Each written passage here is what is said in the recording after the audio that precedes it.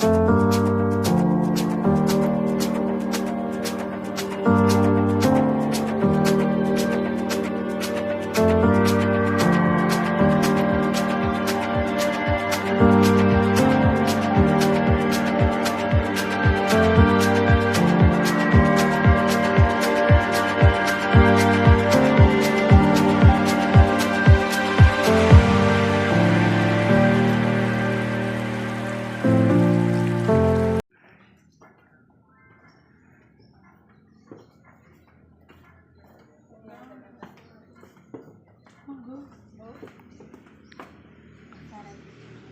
name is Ayan Pawes. Nomor 13. Aku suka nomor 13 tahu. Masa? Lucky number. Mas apa? Iya. Mas jadi mahasiswa ya nomor 13.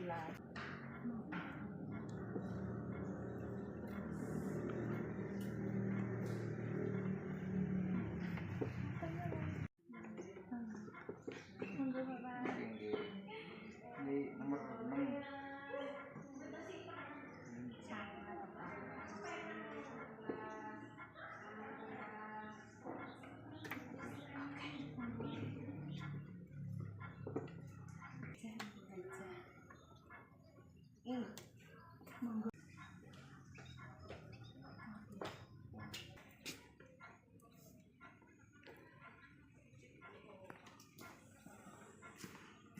Assalamualaikum warahmatullahi wabarakatuh.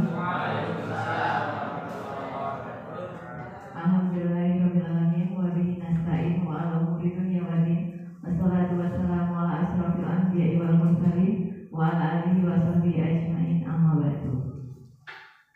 Yang terhormat Kepala SMP Negeri 1 Siambok Bapak Dr.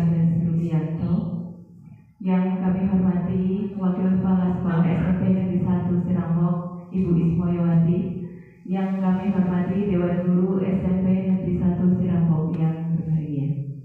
Pertama-tama marilah kita panjatkan puji syukur kehadirat Allah Subhanahu wa Ta'ala, karena atas ridhonya, rahmatnya kita bisa berkumpul mengikuti acara diseminasi menyebarkan pemahaman dan penerapan budaya positif oleh rekan kita Ibu Betty Isnaini Kurotayu dan Pak Hedi Siswanto dalam keadaan sehat walafiat. Salawat teriring salam kita curahkan kepada junjungan Nabi besar Nabi Muhammad SAW. Semoga kita sebagai umatnya mendapatkan syafaatnya di yaumil akhir. Amin amin ya rabbal alamin. Izinkan saya selaku pembawa acara membacakan susunan acara sebagai berikut. Yang pertama pembukaan, yang kedua sambutan, yang ketiga pemaparan materi, dan yang terakhir penutup. Untuk mengawali acara pada pagi hari ini, marilah kita buka acara pada kesempatan hari ini dengan membaca basmalah bersama. Acara selanjutnya yaitu sambutan yang akan disampaikan oleh Ibu Ismoyawati. Kepada beliau dipersilakan.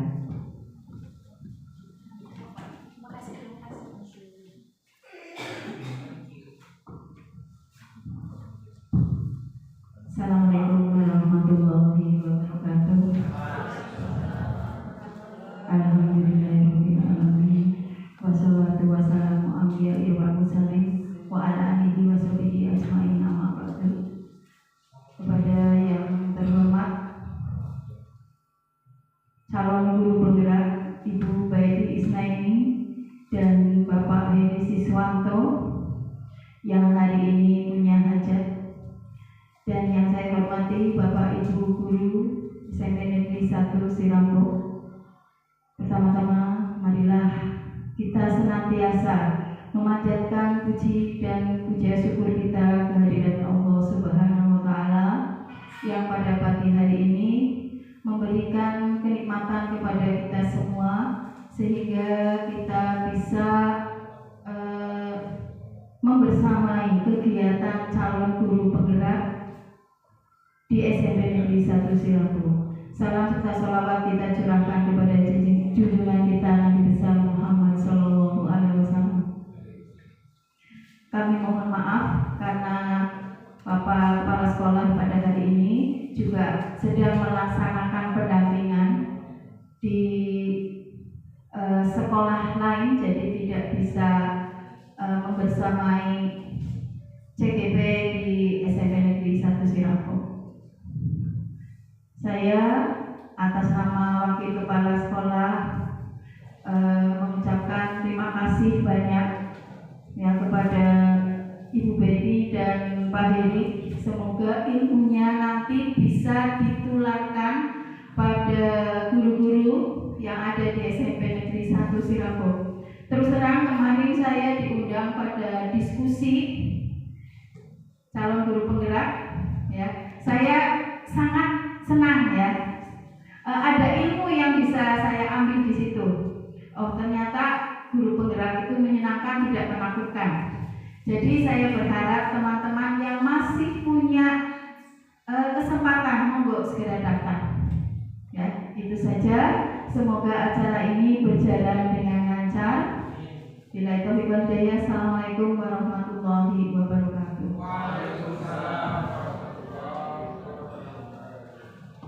Terima kasih kami sampaikan kepada Bu Ismawati atas sambutannya. Bapak Ibu yang kami hormati, acara selanjutnya yakni pemaparan materi yang akan disampaikan oleh Ibu Betty dan Bapak Heri. Kepadanya kami persilakan.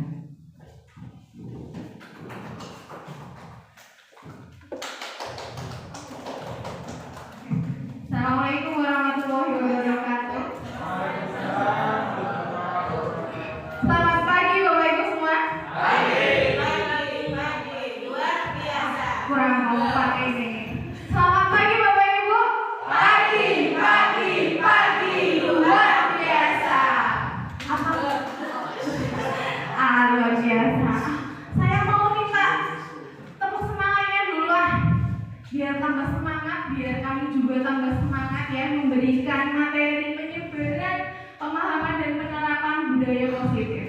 Bisa berdiri dulu semuanya? Oke, terima kasih. Tepuk semangat.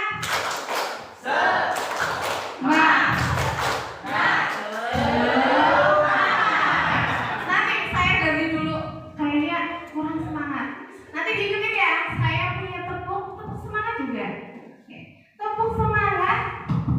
Dan ding ding ding. Dung dung dung. Dan ding ding ding dung dung dung. Sep. Aha aha ma. Aha aha ga. Aha aha. Semangat. Bisa ya? Bisa ya?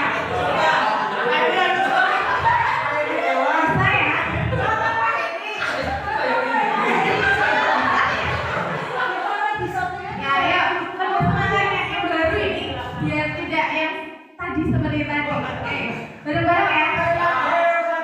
Oh, satu kali lagi siap. Oke, saya dulu contohkan lagi. Oke, tepuk semangat. Dan ding ding ding, dung dung dung. Dan ding ding ding, dung dung dung. Sep. Aha aha ma. Aha aha ga. Aha aha semangat. Oke. Oke, bisa ya? Oke. Yuk. Oke. Sini Bu Yuyun boleh? Kita sini boleh. Yuk. Tepuk semangat. Dan ding ding ding. Dung dung dung. Dan ding ding ding. Dung dung dung. Sep. Aha aha ma. Aha aha ma. Aha aha semangat. Oke, terima kasih Bapak Ibu. Terima kasih Bapak. Iya. Iya. Oke. Nanti akan dipaparkan terlebih dahulu oleh rekan saya, Bapak Heri Siswanto. Pak Heri, silakan. Terima kasih Ibu Betty. Mohon maaf tadi tidak seperti ikut bergabung karena itu bukan apa itu bukan kalian saya untuk mengadakan ice breaking. Kemarin juga sama Ibu Pepe bercerita tentang ice breaking. Saya mau mengatakan apa yang ada di undang saya ceritakan saja. Ternyata hal yang sama dialami juga oleh PP saya terkait dengan ice breaking. Oke, Bapak Ibu, Hari ini saya mengucapkan terima kasih kepada Bapak Ibu yang telah menyempatkan waktunya untuk hadir dalam acara menyebarkan pemahaman dan penerapan budaya positif, di mana hal ini merupakan salah satu tugas dari kami calon penggerak angkatan 10, yaitu untuk tugas aksi nyata. Kenapa harus disebarkan pemahaman dan penerapan tentang budaya positif? Ini materi yang kami pelajari di modul 1.4 itu ya. Iya, modul 1.4 itu berkaitan dengan budaya positif. Hal ini sangat relevan sekali dengan kondisi sekolah kita, bahkan boleh dikatakan untuk seluruh sekolah itu diharapkan nanti menerapkan yang namanya budaya positif. Mohon izin saya mulai untuk mempresentasikan itu penerapan budaya positif. Yang pertama, tujuan dari diseminasi ini atau penyebaran pemahaman ini yaitu memahami konsep inti disiplin positif untuk menciptakan murid yang merdeka dan disiplin yang kuat sesuai dengan profil belajar Pancasila. Itu tujuannya. Kemudian yang kedua, menumbuhkan budaya positif di sekolah dan meyakini nilai-nilai kebajikan. Nah, ini yang nanti kedua itu yang harus kita cermati baik-baik, bagaimana cara menerapkan atau menumbuhkan budaya positif di sekolah dan meyakini nilai-nilai kebajikannya. Oke. Berikutnya itu tentang budaya positif. Apa itu budaya positif? Bisa Bapak Ibu simak bahwa budaya positif itu merupakan perwujudan dari nilai-nilai atau keyakinan yang universal. Universal itu berarti berlaku untuk di mana saja dan kapan saja. Ya, di setiap sekolah utamanya seperti itu. Yang diterapkan di sekolah, budaya positif dapat mendorong murid untuk mampu berpikir, bertindak dan mencipta sebagai proses memerdekakan dirinya, sehingga murid mampu mandiri dan bertanggung jawab. Itu yang perlu digarisbawahi dari penerapan budaya positif itu, nanti harapannya murid itu menjadi mandiri dan bertanggung jawab. Kemudian dari inti budaya positif itu nanti ada 8, nanti akan kami bagi penjelasannya. Saya ambil 4 di awal, itu tentang perubahan paradigma belajar. Jadi untuk menerapkan budaya positif itu harus diawali dari perubahan paradigma belajar dulu. Nanti akan dijelaskan secara terperinci. Kemudian yang kedua yaitu disiplin positif, yang ketiga nilai-nilai kebajikan, dan yang keempat motivasi perilaku manusia. Yang kelima kebutuhan dasar, kemudian yang keenam posisi kontrol restitusi, kemudian yang ketujuh yang 15, dan yang kedelapan segitiga restitusi. Nah, yang kedelapan ini nanti ada juga tugas dari kami untuk menerapkan segitiga restitusi. Seperti apa itu segitiga restitusi nanti kita simak bersama. Langkah-langkahnya seperti apa, fungsinya untuk apa, itu nanti sudah kami praktekkan. Kebetulan menjadi tugas kami juga untuk diunggah di LMS. Nanti akan ada videonya. Berikutnya, saya mulai dengan penjelasan untuk pelajaran dengan paradigma baru. Paradigma baru itu berarti sudut pandang yang berbeda gitu ya, dari yang sebelumnya konvensional menjadi pembelajaran yang mengarah kepada budaya positif. Apa yang dimaksud dengan pembelajaran paradigma baru? Yaitu pembelajaran yang berorientasi berdasarkan prinsip pembelajaran berdiferensiasi. Ini yang selalu digembar-gemborkan bahwa guru itu harus menerapkan pembelajaran berdiferensiasi di kelas, ya. Tujuannya untuk mengubah dari pembelajaran yang sekarang atau boleh dikatakan pembelajaran dulu waktu zaman kita sekolah yang boleh dikatakan konvensional yang berpusat pada guru, ini beralih pembelajarannya harus berpusat pada murid. Tetapi terus terang untuk pembelajaran berdiferensiasi memang perlu persiapan yang sangat panjang ya, karena membutuhkan persiapan, waktu, dan teknis penerapannya yang benar-benar harus dipersiapkan dengan baik. Sehingga para murid belajar sesuai dengan kebutuhannya, sesuai tahap perkembangan berdasarkan teori psikologi modern untuk mewujudkan profil belajar Pancasila. Memang endingnya nanti ada di profil belajar Pancasila. Kemudian selanjutnya yaitu miskonsepsi teori kontrol. Nah, ini sebelum nanti kami mengantar pada perubahan paradigma baru, bahwa selama kita menjalankan atau melaksanakan proses belajar mengajar di kelas itu, menurut kami itu ada miskonsepsi. Yang pertama, bahwa guru itu ilusi, guru bisa mengontrol murid. Bukan berarti murid biarkan saja, bukan. Ya. Kemudian yang kedua, ilusi bahwa kritik dan membuat orang merasa bersalah dapat menguatkan karakter. Ini sambil kita coba flashback lagi apa yang sudah pernah kita lakukan sebelumnya. Apakah betul kita pernah melakukan yang pertama tadi itu, mengontrol murid, kemudian pernah memberikan kritik dan membuat rasa bersalah, itu ada perkembangan positif pada murid kita. Ya. Kemudian yang ketiga, ilusi bahwa orang dewasa itu memiliki hak untuk memaksa. Ini yang memang harus dirubah ya. Kita itu kadang ya bukan hanya Bapak Ibu, saya juga termasuknya dulu yang seperti itu. Murid orang anteng yang mencak-mencak gitu. Terkesan memaksa bahwa harus mengikuti alur yang saya buat gitu. Dan yang terakhir, ilusi bahwa semua perbuatan positif, efektif dan bermanfaat. Nanti akan ada bahwa ketika kita memberikan penghargaan kepada siswa, yang contohnya misal siswa itu berprestasi, kemudian kita memberikan penghargaannya secara berlebihan, itu bukan menimbulkan budaya positif, tapi bisa jadi ada tentang pemahaman bahwa saya itu untuk mendapatkan hal yang baik, berarti saya harus mendapatkan penghargaan. Nah, itu yang juga harus dirubah pada diri kita dan murid kita. Berikutnya yaitu nih langkahnya, mengubah paradigma stimulus respon. Berarti stimulus respon itu yang sudah pernah kita lakukan selama ini menjadi pendekatan teori kontrol. Nah, ini pendekatan teori kontrol itu menawarkan banyak keuntungan dibandingkan dengan pendekatan stimulus respon dalam dunia pendidikan. Dengan fokus pada pembelajaran mandiri, nah sekali lagi ini pembelajarannya harus mandiri, pemahaman mendalam, pemikiran kritis dan ketahanan. Teori kontrol dapat membantu siswa mencapai potensi penuh mereka dan menjadi pembelajar yang sukses sepanjang hayat. Jadi tujuannya memang harus siswa yang diobrak-obrak untuk bangkit ya, bahwa pembelajarannya itu harus aktif. Ini memang harus pelan-pelan, membutuhkan waktu yang cukup panjang, mungkin bisa diterapkan mulai dari kelas 7 untuk dibiasakan.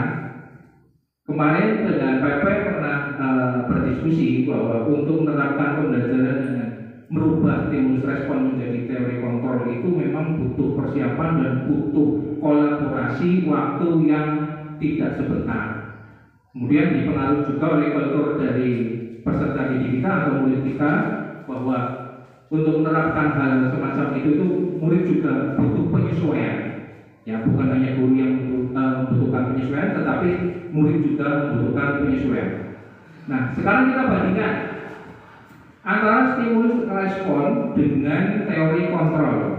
Kita bandingkan, ada tabel di sini. Pada stimulus respon tentang dunia, realita, itu kebutuhan kita itu sama. Itu stimulus kontrol. Berarti menganggap kita murid itu ya sama. Kalau misalkan saya mengajar matematik, kalau si A bisa, yang lain juga harus bisa. Si A saya ajarkan dengan metode ini bisa, yang lain juga harus bisa. Itu yang dimaksud dengan stimulus respon pada realita, bahwa kita memiliki persepsi semua individu itu sama. Tapi bila dibandingkan dengan teori kontrol dalam dunia, bahwa realitanya itu kebutuhannya kita berbeda-beda. Kadang ada murid yang diajari 1+1 itu secara abstrak langsung paham, ada yang diajari 1+1 biar tahu hasilnya juga harus menggunakan benda konkret di sana. Ya kan? Itu yang dimaksud dengan realitanya, bahwa peserta didik itu kebutuhannya berbeda-beda. Kemudian yang kedua, semua orang melihat hal yang sama. Ini masih berkaitan dengan yang sebelumnya itu. Ya, semua orang melihat hal yang sama, padahal setiap orang itu memiliki gambaran yang berbeda. Semacam kalau misalkan 2+4, pasti semua menjawabnya 6. Padahal 6 itu bukan hanya 2+4, bisa jadi 5 ditambah 1, atau 3 ditambah 3, atau 8 dikurangi 2, gitu ya. Jadi harus kita itu berorientasinya ke murid. Murid itu memiliki ciri khas tersendiri yang dinamakan dan yang unik. Kemarin muncul ya lalu ya pada saat prakarsa perubahan itu. Bahwa individu itu, tiap individu memiliki keunikan tersendiri. Kemudian yang ketiga, kita mencoba mengubah orang agar berpandangan sama dengan kita yang tadi saya sampaikan tadi itu, bahwa apa yang harus kalian lakukan itu harus sesuai dengan apa yang saya perintahkan.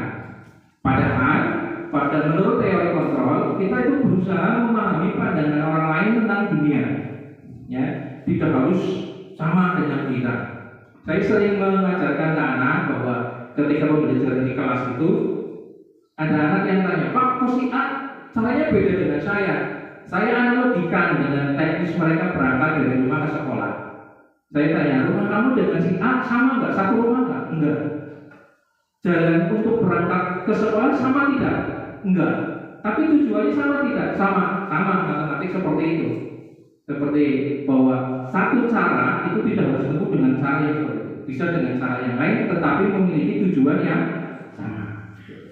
Kemudian yang berikutnya yang keempat, itu perilaku buruk dilihat sebagai suatu kesalahan. Ini nanti yang arahnya menuju ke restitusi. Arahnya segitiga restitusi. Sedangkan untuk teori kontrol tentang dia bahwa semua perilaku itu memiliki tujuan. Jadi sudah sangat pasti gitu ya. Kita misalkan mau berbuat apa, misalkan berbuat baik atau berbuat yang kurang baik, itu pasti ada tujuannya. Ya, ada tujuannya. Berikutnya, orang lain bisa mengontrol saya, itu dari stimulus respon. Sedangkan pada teori kontrol dia bahwa hanya Anda atau kita atau murid kita sendiri yang bisa mengontrol dirinya sendiri. Jadi mau seperti apapun ya harus muncul motivasi intrinsipnya dari setiap individu itu. Berikutnya, saya bisa mengontrol orang lain pada stimulus respon itu. Bahwa sedangkan di teori kontrol dunia bahwa kita itu mengontrol orang itu nggak bisa sampai menuntun jalur hidupnya gitu. Ya, mungkin bisa jadi hanya memberikan masukan arahan-arahan saja yang arahnya itu akan menuju ke hal yang lebih baik. Gitu. Tapi tetap bahwa yang punya kontrol, yang punya bisa mengatur hidupnya itu adalah individu itu sendiri. Berikutnya, pemaksaan ada pada saat bujukan gagal. Jadi kalau kita kemarin di murid kita itu ada Pak Toha kemarin ya, kita ada satu anak yang tidak hadir. Nah itu dibujuk, itu bukan berarti nanti harus dipaksa juga.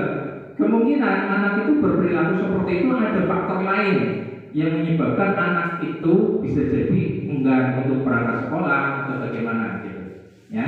Sedangkan berdasarkan teori kontrol, kolaborasi dan konsensus menciptakan pilihan-pilihan yang baru. Jadi harus menelisik lebih dalam lagi. Kenapa si anak itu berperilaku semacam itu? Tidak harus berangkat, cewek harus berangkat itu enggak. Tapi harus pendekatan sehingga ditemukan permasalahan inti yang nanti bisa kita selesaikan melalui segitiga restitusi.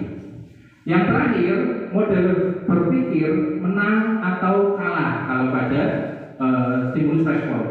Ini juga sebenarnya kayak semacam peringkat juga ya, walaupun ada unsur motivasinya di situ, tapi bisa jadi nanti dari perebutan peringkat itu bisa merubah pandangan murid kita bahwa yang ranking 1 yang menang, yang tidak ranking 1 yang kalah. Padahal yang ranking 1 belum tentu bisa mengerjakan apa yang dikuasai oleh yang peringkat 2. Seperti itu.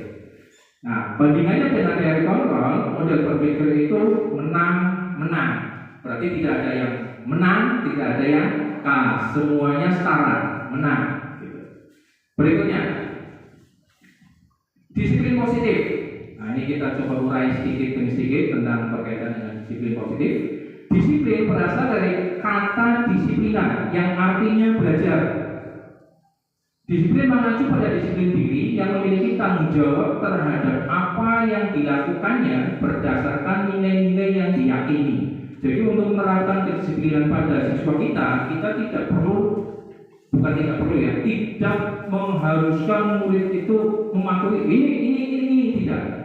Tetapi bagaimana kita berusaha untuk memunculkan motivasi intrinsik pada anak didik kita supaya dalam penerapan disiplinnya itu memang muncul dari keinginan dirinya sendiri. Tidak harus dipaksa, walaupun pemaksaan perlu dilakukan, tetapi itu mungkin bisa jadi pilihan terakhir. Gitu. Selanjutnya dari pengertian kata disiplin tadi, kita bisa tarik definisi dari disiplin positif, yaitu merupakan salah satu cara penerapan disiplin yang bertujuan untuk menumbuhkan kesadaran. Nah ini menumbuhkan kesadaran. Tapi kesadaran itu kan tumbuh bukan diarahkan oleh orang, tetapi tumbuh atau keluar dari motivasi dirinya sendiri. Ya. Serta memberdayakan peserta didik tanpa imbalan penghargaan. Nah tadi kan saya mengatakan ada reward sekaligus yang berbaik itu juga bisa menjadi suatu masalah nanti. Ancaman atau hukuman.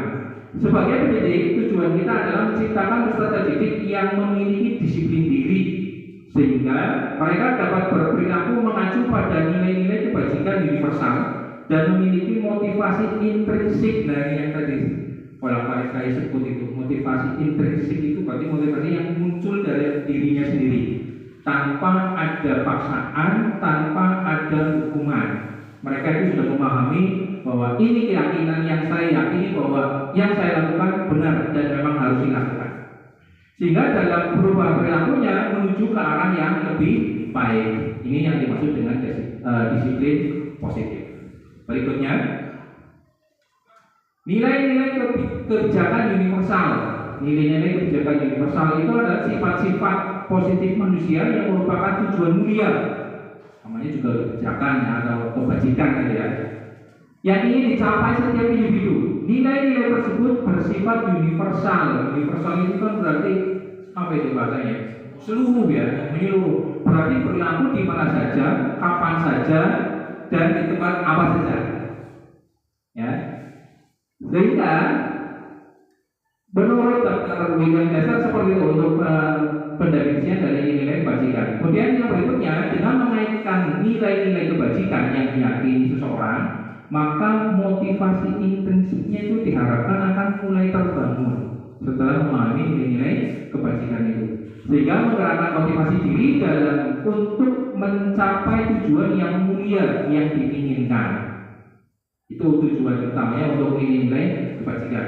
Selanjutnya, nilai-nilai kebajikan yang ingin dicapai oleh setiap peserta didik di Indonesia kita kenal dengan profil pelajar Pancasila. Ini ada 6 ya, yang biasa kita kadang ada nyanyi-nyanyinya gitu ya tentang dimensi dari profil belajar Pancasila itu ada 6. Tidak perlu saya sebutkan, ini sudah sangat familiar sekali dengan Bapak Ibu. Selanjutnya,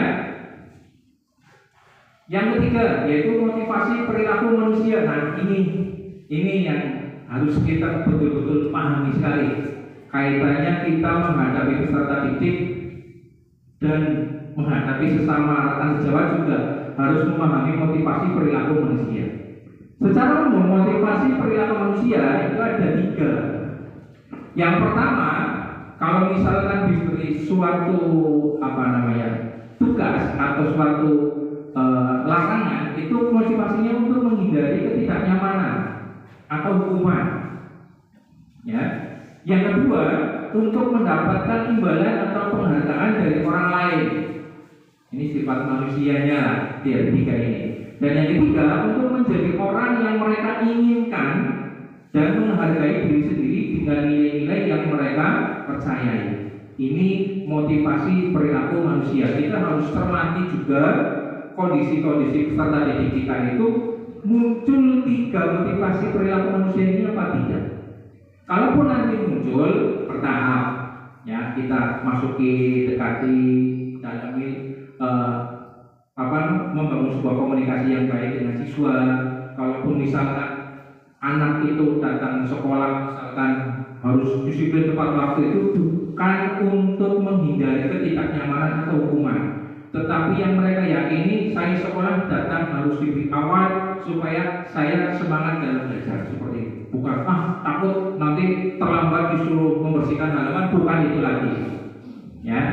Kemudian dalam pembelajaran pun sama, mereka aktif dalam pembelajaran, bisa mengikuti pembelajaran itu bukan karena mengharap imbalan.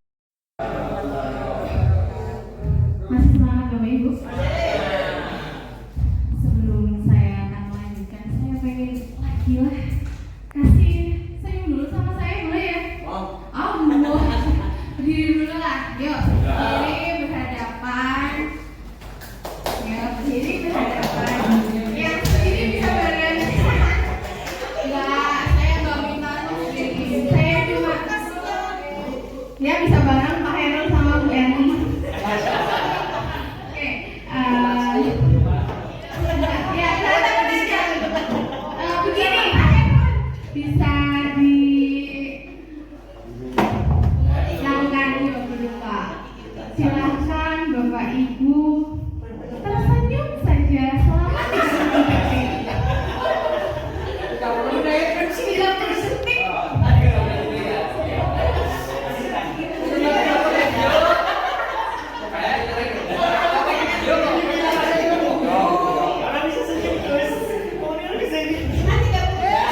Sudah, oke.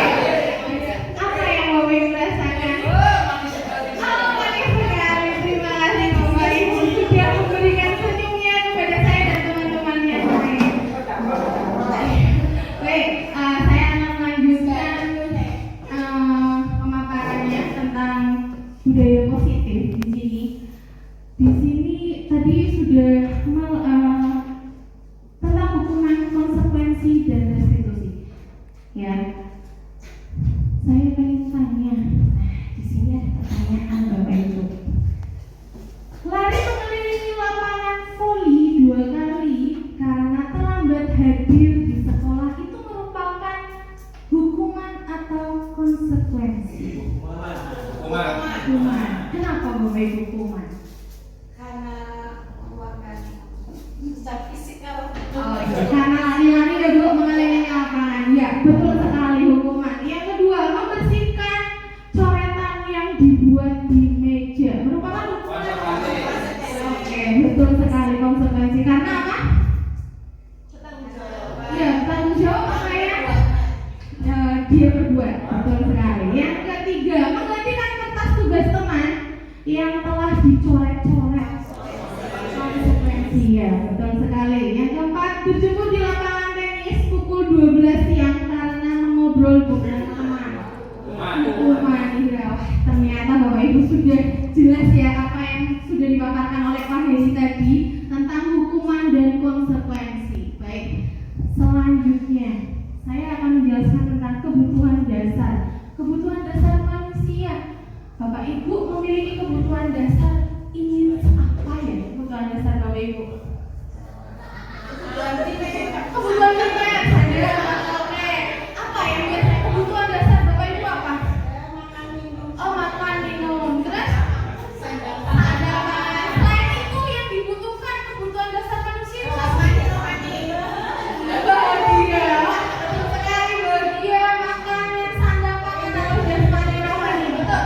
Kebutuhan dasar manusia adalah sesuatu yang kita lakukan untuk mendapatkan apa yang kita inginkan. Titik seluruh tindakan yang kita lakukan memiliki tujuan tertentu, ya. Dan semua usaha terbaik yang kita lakukan adalah dalam rangka agar kebutuhan dasar terpenuhi dengan baik. Kita kan memang punya kebutuhan dasar ya. Tadi rasa ingin dicintai. Di sini ada 5 kebutuhan dasar Bapak Ibu yang memang kita miliki, kita inginkan, kita harapkan ya. Yang pertama itu bertahan hidup. Kenapa harus bertahan hidup? Ya betul tadi, butuh makan, pakaian, tempat tinggal, terus keadaan, keamanan atau kesehatan. Itu yang memang kita butuhkan, betul kan? Ya. Dan yang kedua, kasih sayang dan rasa diterima. Betul nggak? Kita butuh kasih sayang. Iya. Dari siapa? Oke, betul sekali ya. Dari suami, dari istri, betul. Rasa diterima atau diperlakukan berbagi atau bekerja sama ya, menjadi bagian dari kelompok. Begitu. Ya, kita butuh juga rasa sayang kita. Terus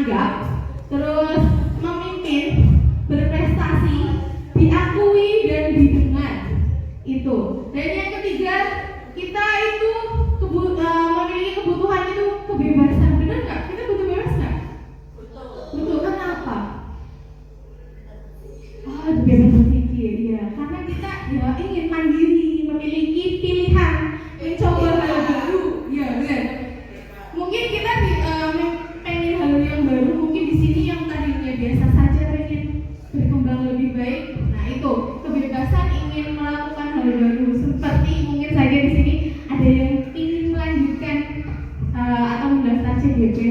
Nah itu kebebasan untuk mengikuti kegiatan calon guru penggerak ya. Oke, yang terakhir ada kesenangan. Kesenangan di sini ada bermain, humor, antusiasme dan tertawa. Senang tertawa ya Bapak Ibu. Wah, seperti tadi ya, tersenyum, memberikan senyum walaupun 30 detik.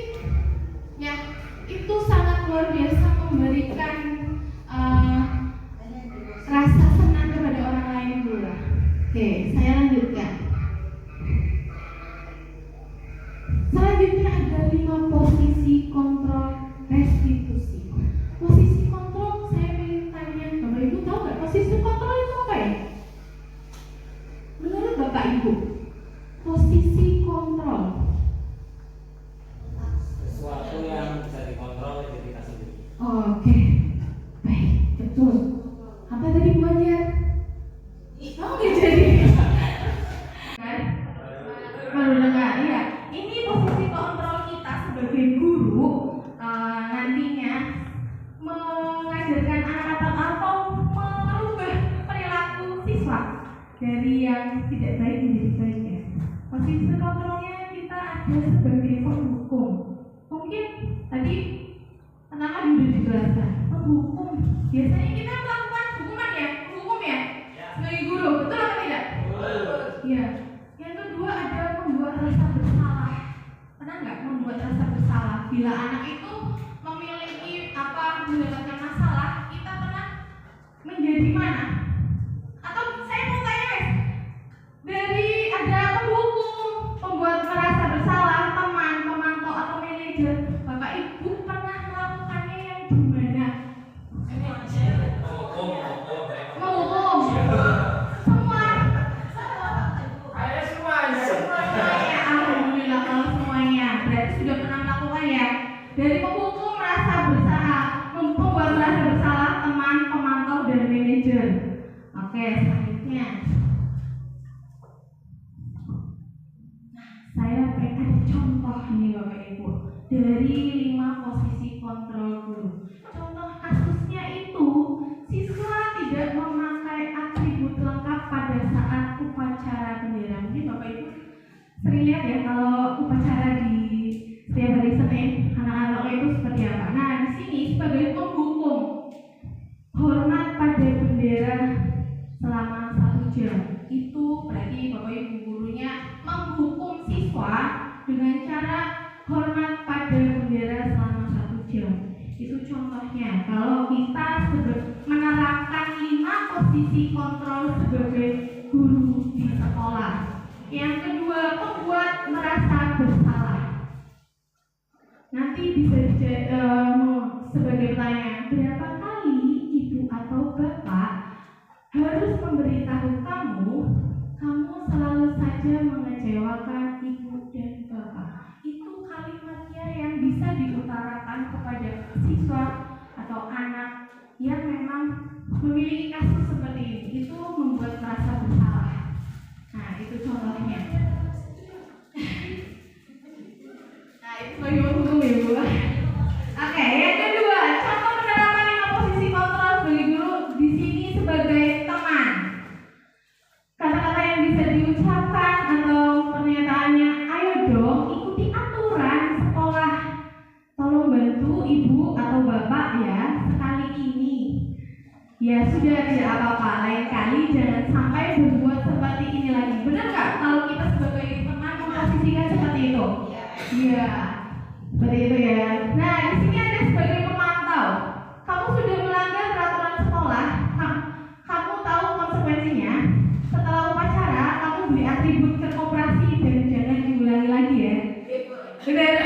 Iya, ini sebagai pemantau yang biasa kita lakukan kepada anak. Nanti besok dilengkapi lagi ya atributnya.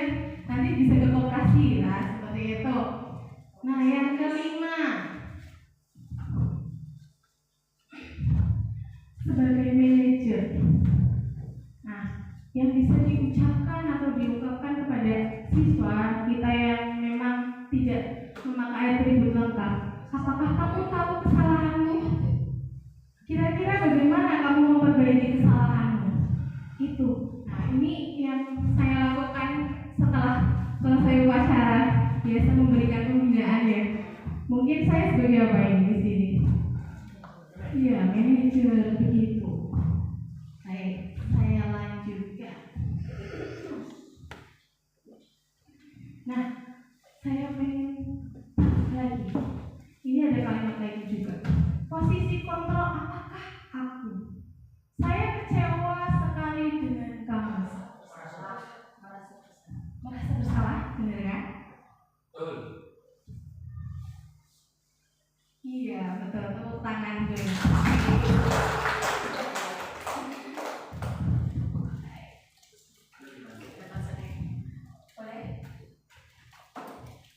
Nah, ada pertanyaan lagi, pernyataan lagi. Posisi kontrol apakah aku? Kamu tidak pernah benar melakukannya. Sekarang keliling lapangan 3 kali. Penghukum. Benar nggak ya Pak Muji? Sebagai penghukum.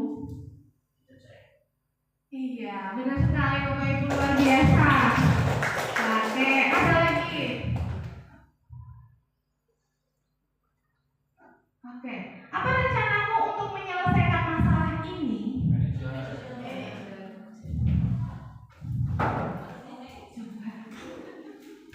Wah, iya betul manajer. Bapak Ibu luar biasa sekali ini, ya Allah. Ya, selanjutnya Pak. Ayo lakukan demi Bapak atau Ibu ya. Oke. Ya, betul sebagai teman. Oke, kamu terlambat 15 menit. Apakah kamu sudah mengerti konsekuensi yang dilakukan bila terlambat? Konsekuensi. Iya. Pemantau. Oke. Selanjutnya. Oke. Sebelum ke keyakinan kelas, Bapak Ibu, dari 5 posisi kontrol tersebut tadi ya, menurut Bapak Ibu yang memang paling harus dikuasai itu sebagai posisi yang mana? Manajer. Kenapa Pak?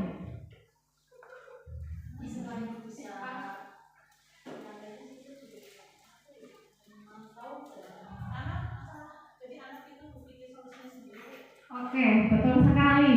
Karena bisa siswa atau murid itu berpikir atau mendapatkan solusinya sendiri. Seperti itu ya. Kita hanya sebagai manajer, sebagai langkahnya untuk anak itu bisa menemukan solusinya dari apa yang telah dilakukan. Ya, betul. Yang selanjutnya keyakinan kelas. Bapak Ibu sudah pernah melakukan keyakinan kelas? Pernah? Pernah dilakukan? Hasilnya seperti apa? Belum maksimal. Belum maksimal. Oke. Mengapa keyakinan kelas? Mengapa bukan peraturan kelas, Bapak Ibu? Tahu nggak?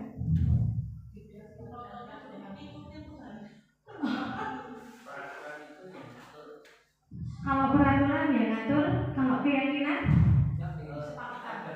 ada kesepakatan. Oke, lanjut Pak. Betul sekali, luar biasa Pak Nurdin. Keyakinan kelas merupakan kesepakatan yang diyakini bersama guru dan murid dengan harapan dapat meningkatkan kedisiplinan murid atau menerapkan budaya positif di sekolah. Jadi memang betul keyakinan itu antara guru dan murid itu kita lakukan bersama. Biasanya dilakukan kapan ya? Awal pelajaran, betul. Dengan menerapkan keyakinan kelas dapat menciptakan lingkungan belajar yang ideal bagi semua murid untuk berkembang dan mencapai potensi penuh murid. Ya, apa yang memang kita yakini atau kita sepakati awal, nanti akan menumbuhkan kembang atau mencapai potensi yang memang dia miliki sesuai harapan murid itu di kelas. Selanjutnya Pak.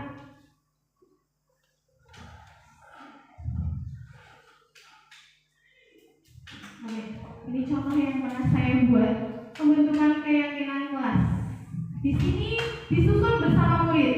Keyakinan kelas tidak dipaksa oleh guru, melainkan dirumuskan bersama dengan seluruh murid melalui proses diskusi dan curah pendapat. Jadi apa yang dilakukan atau keyakinan kelas nantinya yang akan muncul itu dari awal pendapat semurid dan nanti disepakati bersama. Yang kedua, bersifat positif dan universal, di mana keyakinan kelas diungkapkan dalam kalimat positif, ya, yang mudah dipahami dan diingat oleh murid. Seumpama seperti jangan pernah ada kata jangan membawa handphone, tapi menggunakan kalimat yang positif ataupun tidak boleh menggunakan kalimat yang negatif ya, tapi menggunakan kalimat positif. Mungkin contohnya aktif dalam kegiatan belajar di kelas seperti itu ya. Tidak boleh, jangan pernah ada jangan ramai. Kalimat yang tidak boleh membawa handphone, kalimatnya yang berarti ya. Mungkin bahasanya ini, selama kegiatan belajar mengajar, handphone untuk tidak digunakan atau bagaimana gitu. Begitu. Pokoknya jangan pernah menggunakan kata jangan ya Pak, Bu. Jangan mencoret-coret tembok ataupun apa. Itu nanti malah dilakukan. Ya, nanti malah dilakukan sama anak-anak. Begitu. Selanjutnya, jelas dan terukur. Keyakinan kelas haruslah jelas dan spesifik sehingga murid dapat memahami apa yang diharapkan mereka. Jadi harus jelas ya, mungkin disiplin ataupun kata maaf, tolong, terima kasih itu bisa di keyakinan kelas juga ada. Selanjutnya Kak. Oke, selanjutnya sesuai dengan konteks kelas. Keyakinan kelas harus relevan dengan profil murid dan kondisi kelas. Harus sesuai dengan murid dan kondisi kelasnya memang mendukung atau tidak. Begitu. Yang selanjutnya terbatas dan mudah diingat. Hindari membuat terlalu banyak keyakinan kelas. Jadi memang jangan terlalu banyak. Yang penting sedikit tapi memang itu bisa dilaksanakan, bisa menjadikan hal positif atau budaya positif di kelas itu atau di sekolah. Begitu. Selanjutnya ditinjau kembali secara berkala. Keyakinan kelas tidak bersifat statis dan perlu ditinjau kembali secara berkala. Karena kalau memang ada yang tidak sesuai bisa dilakukan perbaikan ataupun kembali disepakati oleh warga kelas atau di kelas itu ya. Selanjutnya diimplementasikan secara konsisten. Keyakinan kelas dilakukan secara konsisten dalam kesehariannya di kelas. Jadi memang itu dilakukan setiap hari, memang ada di kelas ataupun di lingkungan sekolah seperti itu. Dan yang selanjutnya mendukung profil pelajar Pancasila. Pastikan nilai-nilai yang ditanamkan dalam keyakinan kelas berpedoman pada profil pelajar Pancasila. Ya, memang tujuannya semuanya menjurusnya ke profil pelajar Pancasila. Mau nyanyi kah? Selanjutnya saja Pak. Oke, ini yang terakhir. Segitiga restitusi. Bapak Ibu tahu segitiga restitusi?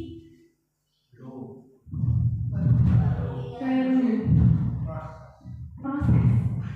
Oke, segitiga restitusi adalah suatu proses dialog yang dijalankan guru atau orang tua agar dapat menghasilkan murid yang mandiri dan bertanggung jawab. Di mana itu kita di sini sebagai guru mungkin murid memiliki masalah atau ada masalah yang tadi contohnya telah datang sekolah, kita bisa melakukannya segitiga restitusi. Selanjutnya segitiga restitusi membantu murid memiliki tujuan disiplin positif dan memperbaiki dirinya setelah berbuat salah. Ya, jadi ini untuk memperbaiki diri murid itulah, agar kesalahan yang dia perbuat dapat tidak terulang kembali. Saya restitusi bukan untuk menebus kesalahan, namun untuk belajar dari kesalahan. Oke, dimana segitiga restitusi itu ada langkah-langkahnya, ada 3 langkah-langkahnya. Saya Oke, yang pertama, menstabilkan identitas, di mana berdasarkan prinsip membuat kesalahan adalah bagian dari proses pembelajaran. Untuk menstabilkannya, identitas berbuat salah itu wajar. Tidak ada manusia yang sempurna. Ibu atau bapak juga pernah melakukan itu. Ibu atau bapak tidak mau mencari siapa yang salah, tapi ibu atau bapak ingin mencari solusi dari permasalahan ini. Kamu berhak merasa begitu. Jadi walaupun anak itu salah, tapi distabilkan dulu. Ya, kita tidak menjudge anak langsung kamu tuh salah, terlambat begitu. Tapi di sini kita mencari solusi dari permasalahan anak. Selanjutnya, Pak. Nah, yang kedua, validasi tindakan yang salah, di mana berdasarkan prinsip setiap perilaku berupaya memenuhi suatu kebutuhan tertentu. Contohnya seperti ini, kamu pasti punya alasan mengapa melakukan hal itu. Yang kedua, padahal kamu bisa melakukan yang lebih buruk dari ini ya. Nah, selanjutnya, kamu patut bangga karena telah melindungi sesuatu yang penting buatmu. Kamu melakukannya karena mempertahankan sesuatu yang penting bagimu. Ya, di mana kita di sini memvalidasi tindakan yang dilakukan oleh murid melakukan kesalahan tersebut. Bisa menanyakan seperti ini. Selanjutnya, Pak. Dan yang terakhir, menanyakan keyakinan. Berdasarkan prinsip setiap perilaku berupaya memenuhi suatu kebutuhan tertentu. Nah, di sini ditanyakan keyakinannya. Apa keyakinan kelas kita? Mungkin bisa disangkut pautkan dari permasalahan yang dia lakukan. Ada keyakinan kelasnya yang memang melanggarnya. Yang kedua, nilai-nilai apa yang telah disepakati bersama dari nilai-nilai yang memang telah disepakati di kelas. Seperti apa gambaran sebuah kelas yang ideal menurut kamu? Kamu ingin menjadi orang yang seperti apa? Jadi di sini menanyakan keyakinannya. Bagaimana memang dari apa yang dia lakukan dan keyakinan yang telah disepakati sebelumnya. Oke, benar Pak. Saya akan menunjukkan contoh yang saya lakukan.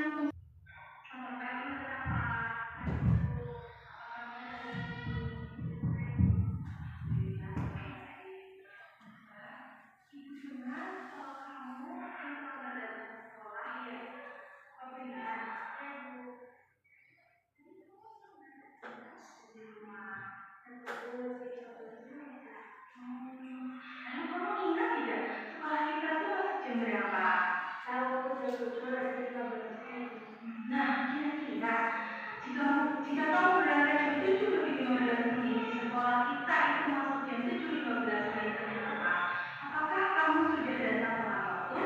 Tidak, Bu, saya langsung dilambat sampai sekolah. Ya, tidak apa-apa.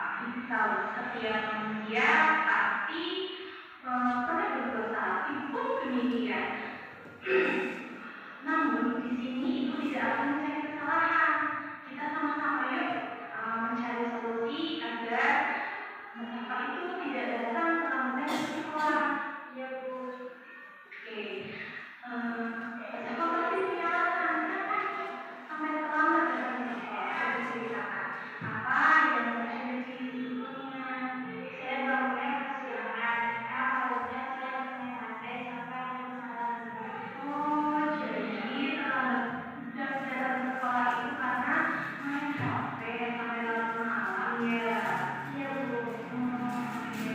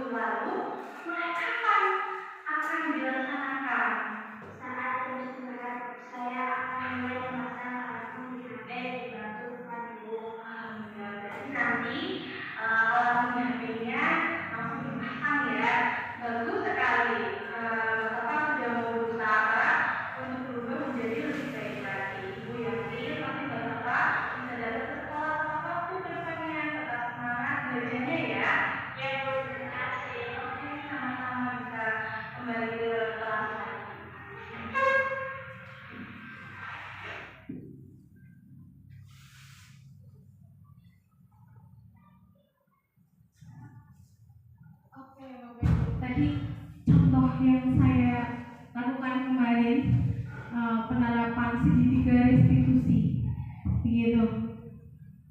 Apa sudah memahami? Oke, ya. Jadi bisa diterapkan untuk Bapak Ibu di kelas kepada anak didiknya.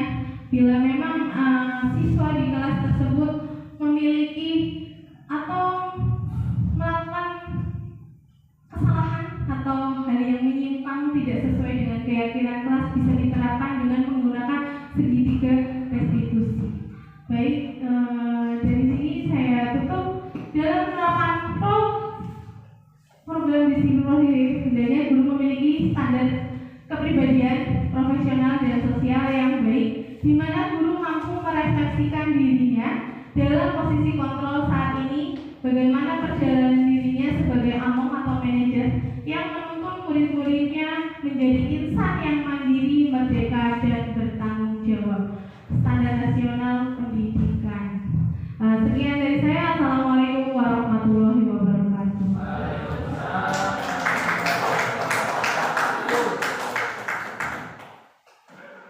Oke, ke MC dulu. Meja. Oke, Bapak Ibu, demikian dari presentasi kami berkaitan dengan diseminasi budaya positif dari apa yang tadi sudah disampaikan oleh saya dengan Bu Betty. Barangkali masih ada yang perlu ditanyakan atau untuk dikonfirmasi ke kami berkaitan apa yang telah disampaikan. Monggo kami berikan kesempatan untuk bertanya. Silakan.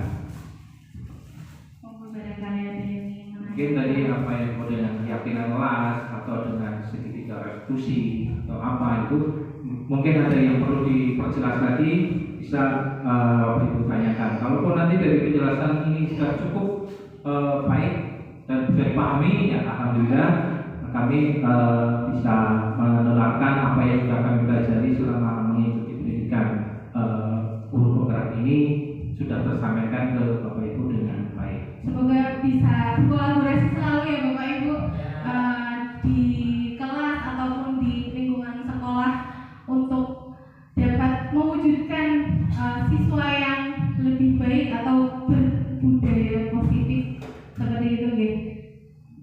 Tapi perlu digarisbawahi bahwa keyakinan kelas itu tidak harus dibuat oleh wali kelas sebenarnya. Bisa juga diterapkan ke guru mapel, ya. Kalau misalkan bahasanya keyakinan kelas, memang disebutnya seperti itu ya, tapi tidak menutup kemungkinan setiap guru itu juga membuat suatu keyakinan kelas saat pembelajarannya sedang berlangsung.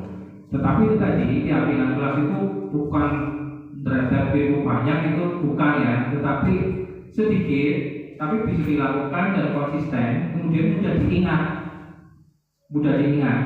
Betul tadi kalau Bu Betty, kalimatnya jangan kalimat yang mengarah ke tindakan larangan, tetapi kalimat yang mengarah bahwa itu kita yakini bahwa mempunyai nilai kebenaran. Itu yang disebut dengan keyakinan kelas. Nah, kemudian pada segitiga restitusi pun bukan berarti itu milik atau ranahnya BK. Tidak, semua guru bisa menerapkan segitiga restitusi. Apalagi BK.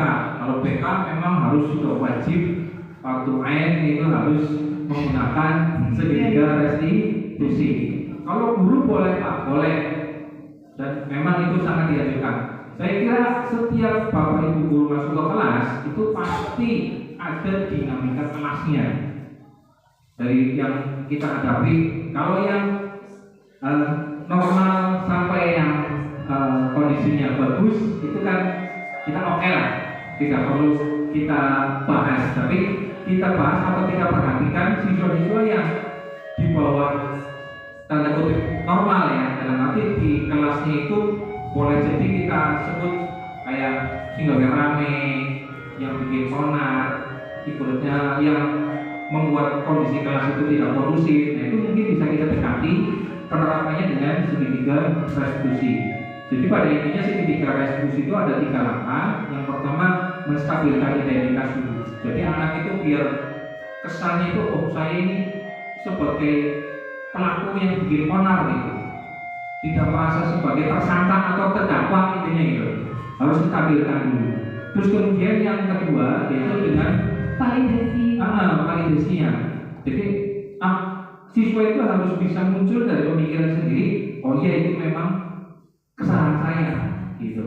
Kenapa saya dipanggil? Memang saya membuat salah semacam ini. Nah, dari validasi itu kemudian lanjutnya ke keyakinan.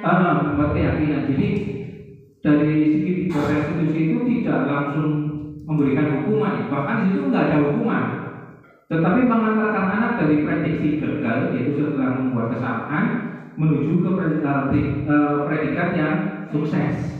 Jadi anak itu ketika membuat pelanggaran tidak lagi merasa nanti saya bakal dimarahin, itu tidak, tetapi hanya diberikan arahan dan sebagainya. Itu memang pendekatan yang komprehensif itu memang harus dibutuhkan dan memang harus sabar sekali.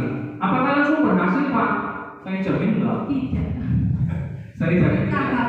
Tapi memang bertahap, dan anak itu pasti bisa jadi setelah diterapkan tiga restitusi mengalami hal yang sama lagi, melakukan hal yang sama lagi, dan itu memang jadi tantangan buat kita untuk selalu ketika menghadapi dinamika murid seperti itu, ya tetap utamakan menggunakan pendekatan segitiga restitusi dan posisikan diri kita itu sebagai manajer, bukan sebagai penghukum, pemantau atau teman. Yang paling dekat dengan manajer itu posisi dengan teman lah, tetapi juga jangan terlalu lebih dekat. Iya, lebih dekat. Apa-apa diselesaikan dengan posisi teman, tidak dianjurkan. Tapi yang dianjurkan adalah yang posisi sebagai manajernya. Baik, Bapak Ibu, apa ada yang perlu ditanyakan? Iya, monggo. Terima kasih. Assalamualaikum warahmatullahi wabarakatuh. Waalaikumsalam. Saya cuma menanggapi saja untuk diri kita sendiri. Nah, saya di sini diberi label asobru dan masalah. Asobru dan masalah, bukan asobrunya iman lagi. Sabar itu menjadi masalah kita. Kita bisa sabar dari apa yang diterapkan, apa yang dijelaskan tadi. Maka intinya sabar. Intinya sabar. Ya. Sabar. Kalau kita nggak sabar akan menjadi masalah. Tangan sama mulut bisa berkata-kata dengan peserta didik kita. Nah itu paling intinya asobru. Terima kasih Pak atas tambahannya. Betul sekali ya. Nah itu penjelasan sabarnya itu diterapkan di segitiga restitusi, Pak. Iya. Tadi. Nah kita sebagai manajer juga ya Pak ya. Yang ditayangkan langsung di DPOPD juga itu menurut saya tidak mengeluarkan kata-kata, tidak menjuruskan visi dan sebagainya. Memang poinnya sabar, menjadi sabar itu dijabarkan lagi menggunakan segitiga restitusi. Jadi kalau sabar dok, tapi misalnya ngomongnya ya bisa macam ini ya, tidak ketemu solusinya. Tetapi sabarnya betul, memang utamanya harus sabar. Ngadepi bocah mesti sabar. Pak sampai Pak kosan, Mamoki dulu waktu zaman-zaman kita jadi itu ya sudah pernah melakukan semua dari penghukum sampai manajer. Sudah pernah melakukan semua. Bahkan saya juga sama. Ibaratnya peci pakai biasa gitu. Itu sudah pernah semua. Tapi dengan adanya pertemuan ini mudah-mudahan di sini kita sudah tidak ada hal yang semacam itu lagi, Pak. Mindset kita harus sudah dirubah bahwa di sini memang kita kondisikan atau murid kita itu tidak dilakukan pendekatan secara represif ya, tapi preventif saja yang kita utamakan. Demikian Bapak. Terima kasih. Ada yang ingin ditanya kembali? Sudah cukup? Oh iya. Silakan. Assalamualaikum warahmatullahi wabarakatuh. Salah satu tujuan diseminasi perilaku positif itu mengarah ke hal-hal yang baik, tentunya buat sekolah dan kita semua. Pertanyaannya yaitu sebagai individu apa yang kita lakukan, kontribusi apa yang kita lakukan untuk hal tersebut. Terima kasih. Enggak boleh Sebagai individu kontribusinya. sebagai guru berarti. Ya, gini Pak. Ibaratnya di sini kita memaparkan budaya positif. Ini kita ingin berkolaborasi di sekolah. Sekian dari saya.